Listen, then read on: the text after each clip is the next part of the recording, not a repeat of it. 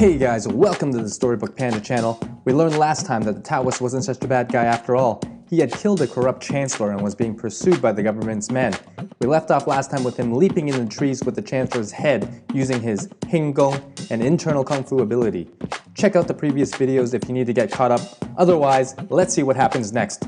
So without further ado, here we go!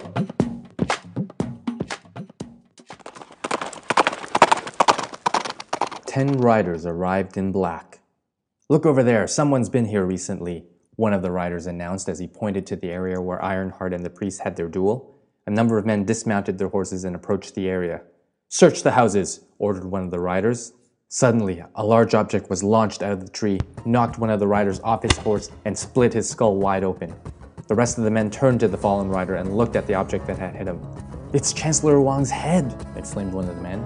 A number of men drew their swords and surrounded the tree, while others drew their bows and shot arrows into the tree branches. But oddly enough, the arrows neither bounced back nor came through the other side of the tree. The men stood and paused, contemplating whether they'd been mistaken by the direction from which Wang's head came. All of a sudden, the arrows came screeching from the tree and hit two men, dropping them to the ground. The Taoist, Yao Qu dove down from the tree with his sword drawn and sliced through two men upon landing. "It's the Taoist!" yelled one of the riders. "Get him!" The remaining men charged at him, but they were no match for the priest's elusive footwork. He easily sliced through two other men before taking two quick steps to leap into the air towards one of the riders and dismembered him while he was still on his horse.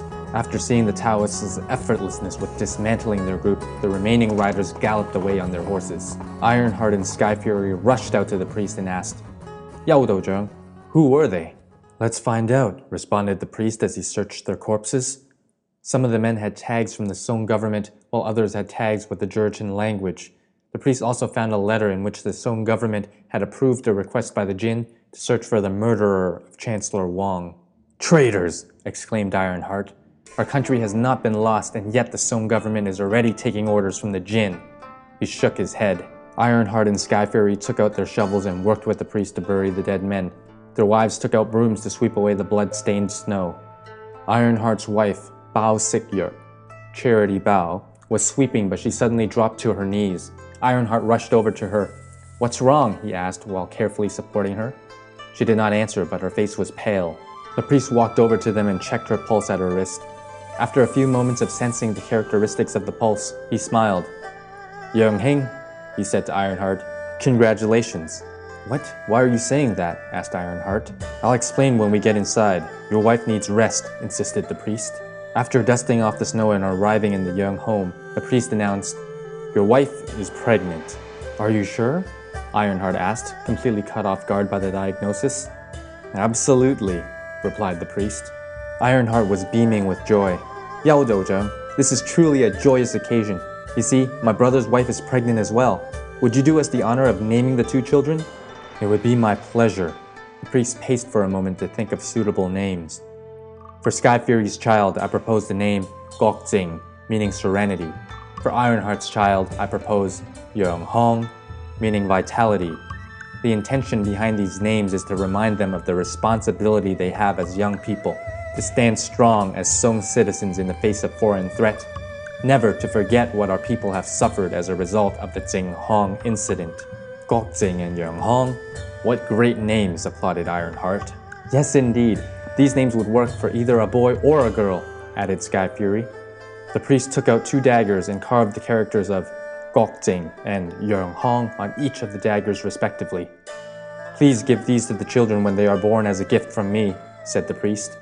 "If I am still alive in 10 years, I will return to Ox Village to teach them Kung Fu. But for now, I must go." And with that, the priest left into the night before the two blood brothers could extend their invitation to further host their eccentric guest. But the two brothers and the mothers-to-be were too ecstatic with the news and the new names to be affected by their new friend's sudden departure. "Blood brother, I have a wonderful idea," exclaimed Ironheart. "If the newborns are of the same gender, let's have them become blood siblings like us. And if there's one boy, one girl," interrupted Sky Fury, "let's have them become husband and wife." Everyone laughed and celebrated at the thought of the two families continuing their strong bond into the next generation. The two brothers swapped daggers with one another to honor that bond. Ironheart was passed out drunk at the table as his wife was cleaning up the living room. When she went to close the window for the evening, she noticed that there were still some hints of blood in the snow outside. She grabbed her broom and headed out to sweep it. But as she swept, she noticed more and more blood. It formed a trail and she followed it to the back of the house. She saw that the trail ended at a dark mound by the tree. She proceeded forward carefully to inspect it. It was a body, and it was alive.